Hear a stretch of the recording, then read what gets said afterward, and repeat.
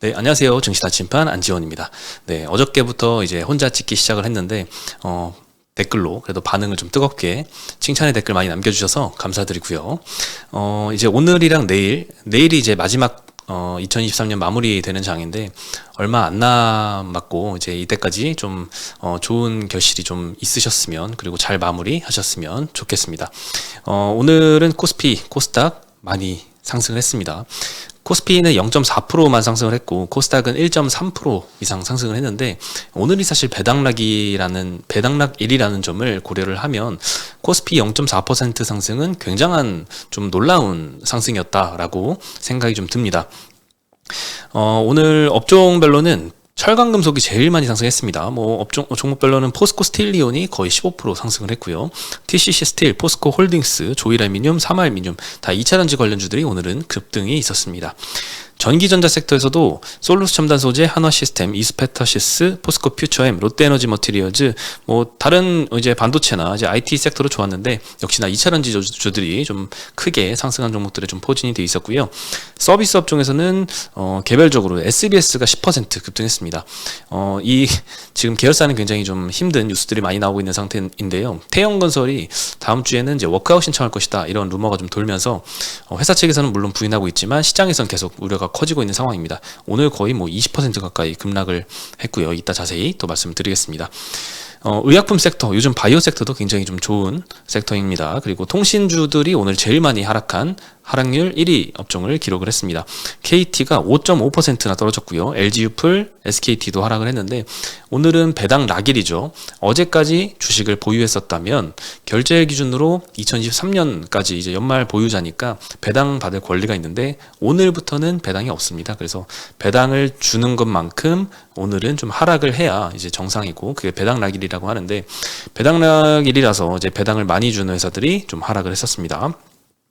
그리고 보험 sek터, 증권 섹터 둘 다 이제 업종 하락률 2, 3위 기록했는데 다 공통적으로 배당을 좀 많이 주는 섹터라서 좀 하락했던 것 같고요. 배당락일인데 이렇게 상승을 좀 0.4%는 상승한 게 좀 의외다라고 말씀을 드렸는데요. 실제로 유안타에서 오늘 관련 자료를 냈습니다. 얼마나 과연 떨어질 것인가 그리고 과거 배당락일에는 얼마나 떨어졌을까에 대해서 통계를 한번 제시를 해주셨는데요. 과거부터 이론 배당락일 어느 정도 이제 배당을 지급해 주느냐에 따라서 추정해 본 이제 지수 하락 기준인데요. 과거 평균은 마이너스 1.43% 정도 하락을 했는데 실제 하락률은 마이너스 0.36%. 생각만큼 배당락일에 이론만큼 빠지진 않았다라는 걸 알 수 있죠. 그리고 특히나 이번 2023년에는 이론 배당락이 0.79% 하락으로 평균 대비해서 굉장히 좀 낮아졌습니다. 그래서 이걸 생각해 보면은 이번에는 실제 배당락 영향이 거의 없을 것이다. 이렇게 좀 장 시작하기 전에는 추정을 많이 했었는데 예상대로 코스피가 그렇게 별다르게 하락하지 않은 모습을 보였고 장 막판으로 갈수록 오히려 상승세가 좀 커져가지고 플러스까지 기록을 했던 것 같습니다. 그 이유는 배당 기준일이 조금 분산된 영향도 한몫을 했던 것 같은데요.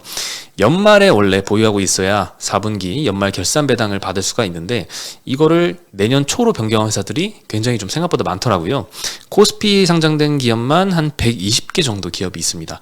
며칠 전에 설명드리기를 금융주에서만 한 15개 종목이 이미 변경 공시를 했다라고 말씀드렸는데 전체적으로는 100개가 넘는 회사들이 배당 기준일을 내년 초로 변경을 했고요. 반대로 생각해보면 배당 기준일이 연말이 아니라 내년 초 이렇게 변경했던 기업은 오늘 배당락일에 빠질 이유가 없었죠. 근데 장중에는 좀 빠지는 회사들도 좀 있더라고요. 아무래도 좀 관성이 좀 작용을 했던 것 같고 평소대로 이제 어제 상승하고 오늘 배당만큼 하락한 예를 들면 이제 은행주들 중에 좀 장중에 낙폭이 좀 있었는데요. 신한지주가 대표적이었던 것 같습니다. 하나금융지주도 마찬가지고요. 이들 기업들은 이제 내년도 초로 배당 기준을 바꿨는데요. 어제 상승하고 오늘 하락하는 모습을 보였죠. 그리고 일부 분기 배당하는 기업들 같은 경우에는 3월 말 기준으로는 내년 1분기 배당까지 나오기 때문에 4분기 그리고 내년 1분기 두 분기의 배당을 3월 말까지 보유하면 둘 다 받을 수 있겠죠. 그래서 이런 날 좀 많이 하락하면 오히려 매수 기회가 될 수도 있지 않을까 이런 생각도 좀 들었습니다. 참고로 이제 은행주들의 경우에는 카카오뱅크를 빼고는 전부 다 배당 기준일을 변경을 했었고요. 그리고 이제 반도체 쪽에서 삼성전자가 CXL 메모리 동작 검증에 성공했다라는 소식도 있었습니다. CXL이라는 거는 이제 CPU나 GPU, 가속기 등의 이제 여러 장치하고 메모리를 연결하는 통합 인터페이스 기술로 알려져 있는데요. 생성형 AI 시대에 처리할 데이터량이 좀 폭증하면서 이 필수 기술로 좀 뽑히고 있습니다. 그리고 최근에 주목받으면서 관련주들 많이 좀 급등한 상태인데요. 기존에는 이제 CPU마다 확장 가능한 D램 개수가 좀 제한적이었습니다. 그래서 메모리 용량 확장에 좀 한계가 있었는데 CXL 같은 경우에는 이제 메모리 용량뿐만 아니라 대역폭까지 굉장히 큰 폭으로 끌어올릴 수가 있어서 앞으로 좀 뭐 생성형 AI 시대에는 좀 필수적인 기술로 좀 뽑히고 있죠. 근데 이번에 나왔던 소식이 삼성전자가 기업용 리눅스 기업인 레드햇과 CXL 메모리 동작 검증에 성공했다라는 소식이 나왔습니다. 뭐 실제 상용화하기 전에 뭐 테스트 절차에서 뭐 잘 진행이 되고 있다 이런 정도로 이해를 하면 될 것 같은데요. 리눅스 OS에서 이 CXL 메모리를 최적화하고 메모리 읽기 쓰기 동작 검증을 시행을 했는데 뭐 성공했다고 합니다. 그래서 데이터 센터 고객사들은 특히나 이제 소프트웨어 변경 없이 삼성의 CXL 메모리 사용이 가능하기 때문에 머지않아서 상용화가 가능할 것이다. 이런 기대가 좀 시장에 퍼졌고 오늘 삼성전자가 1.8%나 급등했습니다. 어느새 5만 전자까지 갔던 삼성전자가 7만 8천 원까지 올라오면서 거의 전고점도 트라이 해볼 수 있겠다라는 생각이 좀 들게 만들 정도인데요. 오늘은 그동안 상대적으로 삼성 대비 강했던 하이닉스가 마이너스 0.3% 하락했는데 삼성전자는 거의 2% 가까이 급등을 했습니다. 이게 좀 CXL에 대한 기대감이 아닌가. 그리고 이때까지 HBM 기대감 때문에 하이닉스만 너무 좀 쏠려 있었는데 키 맞추기 하는 단계에 좀 들어선 게 아닌가 생각이 듭니다. HBM 시장에서도 물론 쇼티지는 계속될 것이다 이런 좋은 전망들이 좀 나오고 있습니다. 엔비디아나 AMD 같은 이제 고객사들이 메모리 업체들의 뭐 그냥 돈 주고 주문하는 걸 넘어서 선수금까지 지급하는 좀 이례적인 현상이 나타나고 있는데요. 26일 한 보도에 따르면 이제 엔비디아가 하이닉스에 16억 달러의 선수금을 지급을 했다라는 소식도 있었습니다. 그래서 KB증권 같은 경우에는 삼성전자랑 하이닉스, 뭐 마이크론이 지금 HBM 생산에 내년에 많이 뛰어든다고 하는데 내년에 HBM 캐파를 2배 이상 증설을 한다고 해도 이 북미의 AI 서버 신규 투자가 너무 확대가 되기 때문에 그래도 공급 부족은 계속될 것이다 이렇게 전망을 하고 있습니다. HBM이 점점 커질 것이다 라고 보고 있는데 D램 시장에서 HBM이 차지하는 비중은 올해는 9%였으면 내년도에는 19%까지 좀 크게 비중을 차지할 것이다 라고 보고 있습니다. 시장 규모는 2023년 대비해서 2025년만 해도 3.7배 정도 커질 것으로 보고 있고요. 그리고 또 하나는 약간 좀 국뽕스럽긴 합니다만 마이크론 같은 경우에는 HBM3 이 4세대 제품을 건너뛰고 곧바로 내년 2분기에 5세대 제품을 출시하겠다라고 공언을 했는데 이거 생각보다 양산 수율이 안 잡힐 것이다 라고 좋지 않게 보면서 삼성전자와 하이닉스의 이 HBM 시장 독과점 점유는 좀 계속될 것이다 이렇게 한국 업체들의 좋은 전망을 하고 있습니다. 네, 그리고 조금 안타까운 소식은 이제 태형건설이 오늘 굉장히 좀 급락을 했습니다. 아무래도 이렇게 코스닥이 1% 넘게 오르는 이제 좋은 시장에서 이렇게 갖고 있는 종목들이 좀 급락했다면 기분이 굉장히 좀 안 좋을 수 있는데요. 이번 주에 빠르면 좀 워크아웃 신청할 것이다. 이렇게 계속 좋지 않은 소식들이 연이어서 나오고 있습니다. 태형건설 측에서는 물론 계속 부인은 하고 있지만 적극 부인은 또 아니라서 시장 우려는 계속되고 있는 것 같습니다. 일단 보도 내용만 보면 오늘 새벽에 매일경제에서 단독 보도가 나왔었는데요. 워크아웃을 신청할 수 있는 근거인 기업 구조조정 촉진법 줄여서 기촉법이 국회와 국무회의 통과를 거쳐서 26일에 시행됨에 따라서 태형건설이 첫 대상자가 될 것이다 라고 보도가 나왔습니다. 태형건설은 이제 PF 대출 만기가 28일 내일부터 계속 도래를 합니다. 그래서 오늘 더더욱 우려가 좀 컸었던 영향도 있는데요. 채권단이 다수라서 이 자율 협약이 어렵다고 합니다. 그래서 자율 협약이 안 되면 이제 워크아웃으로 진행될 수 있는데 이 워크아웃 절차를 밟기로 내부적으로는 좀 가닥을 잡은 것으로 보인다라고 보도가 나왔습니다. 그 워크아웃 같은 경우에는 이제 기촉법을 근거로 해서 채권단의 75% 이상이 동의하면 채무조정 또는 신규 자금 지원을 진행하는 제도이고 태형건설 측에서는 부인을 했습니다. 오늘 한 새벽 5시 이렇게 굉장히 이른 시간에 나왔던 보도인데 장 시작하기도 전에 조혜공 씨의 답변으로 부인을 했습니다. 경영 정상화를 위한 다양한 방안을 검토 중이나 구체적으로 확정된 바 없다. 수차례 말씀드렸지만 구체적으로 확정된 바 없다라는 거는 이미 어느 정도는 부분적으로 좀 인정을 하는 듯한 이런 뉘앙스를 굉장히 강하게 풍기고 시장에서도 좀 그렇게 인지를 하고 있는 것 같습니다. 검토한 적이 없다. 이렇게 좀 확실하게 좀 부인을 해야지 시장에선 그래도 믿어주는데, 아직 구체적으로 확정된 바 없다. 다양한 방안을 검토 중이다. 이렇게 두루뭉술한 부인은 거의 인정으로 좀 받아들이는 분위기인 것 같고요. 그리고 차입금 만기가 좀 내일부터 도래하는데, 당장 내일부터 상환에 실패하지는 않겠지만 그래도 우려는 계속되는 것 같습니다.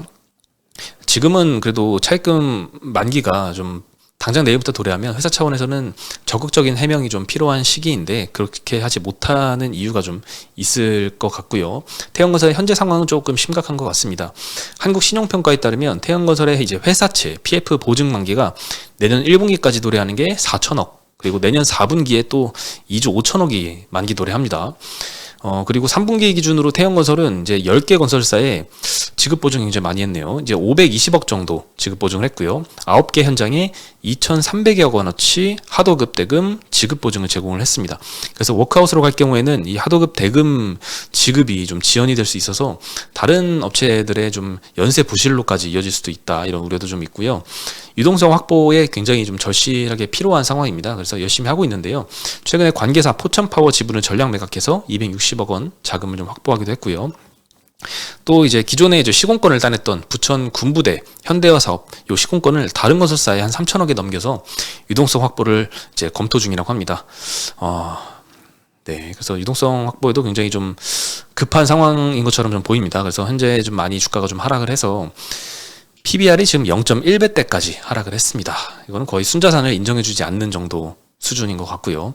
태형건설과 TY홀딩스가 상승을 했고요. 오늘은 좀 SBS가 하락을 했는데, TY홀딩스의 이제 다른 자회사죠, SBS를 매각해서라도 태형건설을 좀 지원하지 않을까, 이런 기대감이 좀 작용을 하는 것 같습니다. 실제로 이제 태형건설뿐만 아니라 다른 건설사들의 신용등급도 좀 하향이 될 정도로, 요즘 저도 이제 뉴스를 보면은 저녁에 거의 뭐 건설사 PF 우려하는 이런, 뭐 건설사가 막 부도난다, 뭐 미분양이 난다, 이런 부동산 업황 어려움에 대한 뉴스가 굉장히 좀 많이 보도가 되고 있는 상황인데요. 신용등급도 당연히 이제 그에 맞게 좀 내려오고 있는 상황입니다. 근데 이제 참 이렇게 업황이 어려운 시기에 신용등급이 하향되면 건설사들의 이제 조달금리가 또 대폭 올라가기 때문에 더 큰 이자 부담으로 안 그래도 힘든 사업이 더 힘들어질 수도 있어서 참 우려가 되는 상황인데요. 21일 날 태형건설의 회사채가 등급 전망이 A- 안정적에서 A- 하향 검토로 하향이 됐습니다. A- 등급이고요. 등급이 하향 검토로 바뀌었다라는 거는 언제든지 추가로 트리플 B 플러스로 내릴 수 있다라는 등급이고요. 한신평에서 이 등급 부여를 했네요. 기업 어음, 요 CP 등급도 A2 제로에서 A2 하향 검토로 하향을 했습니다. 네, 그리고 22일 날은 이제 GS건설도 내렸는데요. A 플러스에서 A0로 한기평에서 하향을 시켰고요. 왜 GS건설을 이렇게 하향을 시켰냐? 인천 검단 붕괴 사고가 있었죠. 그래서 여기에 재시공 비용 5,500억이 좀 반영된 영향으로 비롯된 것 같습니다. 그에 따라서 부채 비율도 많이 올라갔고 재무 부담도 좀 큰 것 같습니다. 기업 어음 등급도 당연히 A2 플러스에서 A2 등급으로 하향을 했고요. 네, 그리고 오늘 뭐 GS건설도 6%나 하락을 했고요. 동부건설도 마찬가지로 최근에 이제 신용등급이 좀 하락하고 있는데 5% 정도 하락을 했습니다. 뭐 금호건설, 현대산업개발, DLENC, DL건설 다 같이 좀 오늘은 좀 하락을 했고, 그래도 건설주가 배당을 좀 많이 주는 섹터에 속하는데, 배당락을 고려하면 뭐 이 정도 낙폭은 그래도 우려에 따른 하락만은 아니고 배당락이 포함되어 있다라고 이해하면 될 것 같습니다. 그리고 오늘 사실 가장 좋았던 섹터는 2차전지였는데요. 여러 가지 이제 기업별로 호재가 좀 많이 있었더라고요. 포스코홀딩스 회장은 또 리튬 투자를 위해서 다음 달에 아르헨티나 방문을 예정이다라는 소식도 있었고, 반도체용 희귀가스 국산화 소식도 있었습니다. 그래서 포스코홀딩스도 오늘 4%나 급등을 했고요. 에코프로비엠은 이제 북미의 양극화 물질 공장 신설을 위해서 1,170억 규모로 캐나다 법인에 자금 출자를 한다라는 소식도 있었습니다. 그리고 오늘 사실 여러 2차전지주들 많이 올랐는데요. 제일 많이 올랐던 회사는 금양이었습니다. ADR을 발행한다라는 조금 놀라운 소식이 좀 나왔었는데요. 요거는 제가 공시로 한번 보여드리겠습니다. 금양이 오늘 공시했던 ADR 발행 공시인데요. ADR이라는 거는 아메리칸 디퍼지터리 리시트입니다. 미국 예탁 증서인데, 보통 이제 국내에 상장된 회사들을 해외에서 거래되게 만든 게 DR, 예탁 증서라고 하는데요. 미국에 상장되면 ADR, 아메리칸이 붙고요. 유럽에서 거래되면 EDR, 유럽이 붙습니다. 그래서 ADR, EDR 이렇게 이름이 붙는데요. 금양은 미국에 상장하겠다. 그래서 ADR을 발행한다라는 소식이고요. 최대 발행 한도는 580만 주라고 맨 아래에 적혀 있습니다. 지금 현재 발행 주식수가 5,800만 주인데 거의 거기에 10%를 미국에서 거래되게 한다라고 하면 굉장히 좀 큰 규모죠. 사실 580만 주를 다 발행한다는 건 아니고 최대 한도가 이 정도고요. 실제 거래될 주식수는 이 한도 내에서 결정이 되겠죠. 그리고 ADR에 상장된 회사들을 보면 보통 알리바바, 신한지주 이런 회사들도 이미 그 NYSE 그 뉴욕 시장에 상장이 돼 있고요. 징동닷컴, ASML 이런 시장 이런 회사들은 나스닥에 좀 상장이 돼 있는데 금양은 이런 장내 시장이 아니고 OTC 장외 마켓에 상장을 한다라고 했습니다. 근데 OTC 마켓이 이제 저도 이제 국내 OTC 마켓만 생각하면 거래량 엄청 없고 아무도 쳐다보지 않는 그런 시장이지 않을까 생각했는데 미국 같은 경우에는 실제로 장외 시장도 거래가 좀 활발합니다. 상장된 기업 주식 수도 한 17,000여 개 정도 상장이 돼 있고요. 시총은 한 40조 원 규모, 하루의 거래 대금도 한 2조 원 규모 정도 된다고 하네요. 그렇게 크진 않지만 뭐 국내처럼 그렇게 작은 시장도 아닌 것 같습니다. 실제로 OTC 미국 OTC 시장에서 거래되는 기업은 LVMH, 텐센트, 에르메스, BYD, 아디다스, 폭스바겐 등등 굉장히 다양한 기업들이 OTC 시장에서도 거래가 되고 있습니다. 그래서 이거는 분명히 좀 좋은 소식이긴 하고요. 다만 추가 발행을 하는 건 아니고 기존에 거래된 주식을 외국 기관이 매수를 해서 그걸 가지고 해외 시장에서 거래되게 해놓는다라는 측면에서 기존 주식수의 기존 주주들의 가치 희석 효과도 좀 없는 것 같고 뭐 긍정적인 것 같습니다. 대외적으로 좀 회사를 알리는데 좀 도움이 되겠죠. 네, 오늘 소식은 사실 여기까지인데요. 오늘 아침에 제가 좀 굉장히 충격적인 소식을 좀 들었습니다. 저희 회사에 전화가 왔는데 곽상준 이사님의 이 불법 텔레그램 그 리딩방 거기서 실제 피해를 봤다라고 하면서 이제 전화가 왔어서 저도 굉장히 깜짝 놀랐는데 오늘 이제 휴가셔가지고 제가 대신 통화를 해보니까 물어내라 이런 의미는 아니었고요. 다만 이제 결국에는 사기다라고 하는 거를 결국에는 인지를 하셔서 이 내용을 조금 좀 알려달라, 이렇게 제2의 피해를 좀 방지해달라 이런 요청이시더라고요. 그래서 그분이 좀 제공을 해준 자료를 좀 보여드리겠습니다. 일단 저희가 한 달 전쯤에 11월경에도 이 안내를 여러 번 이야기를 했고 연합인포 방송에 나가서도 이야기를 했었는데요. 곽상준 이사다라고 소개를 하면서 사칭하는 스팸 문자가 엄청나게 많이 뿌려졌습니다. 저한테도 왔고 저희 팀원들한테도 왔고 저희 고객분들한테도 왔고 뭐 여러 직원들한테도 갔는데 그 링크를 따라 들어가면 이제 텔레그램 리딩방으로 연결이 되고요. 자료를 한번 보여드리겠습니다. 네, 왼쪽 자료 보시면은 저 곽상준이라고 되어 있는 아이디인데 저거는 이제 곽상준 지점장님이 아니고요. 그 각도기님이 아닙니다. 사칭하는 사람이고 수익은 매월 50% 이상 보장됩니다 라고 좀 설명을 하고 있죠. 그리고 엑셀 자료로 이때까지 냈던 수익들 목록을 첨부하고 있는데 당연히 전혀 검증되지 않은 그냥 엑셀에 스스로 타이핑한 내용이라고 생각이 듭니다. 가운데에는 이제 곽상준 이사님의 비서다라고 소개하는 이제 김혜리라는 당연히 가명이고 저 사진도 어디서 퍼온 거겠죠. 이사님이 바쁘시니까 자신한테 연락 달라고 했고 뭐 비서가 리딩 종목을 실제로 뿌리기도 했고요. 그리고 단체방에 초대하는데 저도 직접 한번 들어가 봤거든요. 근데 단체방에 한 200명 가까운 사람들이 모여 있더라고요. 그래서 그분들한테 이게 지금 곽상준 곽도기 TV와는 상관이 없다라는 사실을 좀 전달해드리고 싶은데 그렇게 전달이 안 되더라고요. 일방향 소통만 되는 방이라서 조금 아쉽다는 생각이 들었고 오른쪽 화면에서는 좀 더 심각한 것 같습니다. 설치 링크를 주면서 특정 프로그램 설치를 유도했는데 제 생각에는 저거를 제가 깔아보진 않았지만 뭐 정보가 유출되는 어플일 수도 있지만 흔히 보도로 많이 알려진 대로 이제 주가 조작이 가능한 프로그램일 수도 있다라는 생각이 듭니다. 예를 들면 특정 종목을 추천을 해줬는데 실제로는 주가가 안 올랐는데 저 프로그램에서 프로그램이 제공하는 HTS로 들어가면 마치 상한가 간 것처럼 이렇게 좀 주가를 조작할 수가 있는 프로그램인 것 같아요. 그래서 마치 돈 번 것 같은 착각을 하게 만들어서 뭐 유료 가입이라던가 이쪽으로 연결이 연결을 시킬 수도 있을 것 같은데, 하여튼 굉장히 좀 큰 피해가 좀 우려가 되는 상황이고, 저희가 지난번에 그래서 좀 대대적으로 안내 방송을 드려서 많은 피해자가 발생하시진 않은 것 같은데, 실제 피해자가 좀 연락이 오셔가지고 저희도 좀 깜짝 놀라서 이 소식을 다시 한번 전해드리고요. 많은 분들은 아마 지금 쳐다보지도 않으실 것 같은데, 혹시 몰라서 좀 당부를 드립니다. 저희 각도기TV 출연진들은 이런 텔레그램 방 절대 운영하지 않고요. 앞으로도 사칭 문자가 온다면 좀 무시를 해주시기 바랍니다.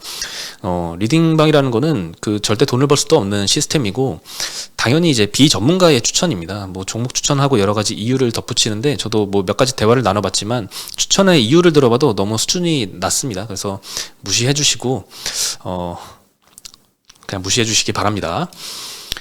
네, 오늘 소식은 여기까지고요. 내일은 대망의 마지막 날인데, 내일도 역시나 제가 혼자서 진행을 해드리도록 하겠습니다. 네, 그러면 좋은 저녁 시간 보내시기 바랍니다. 안녕.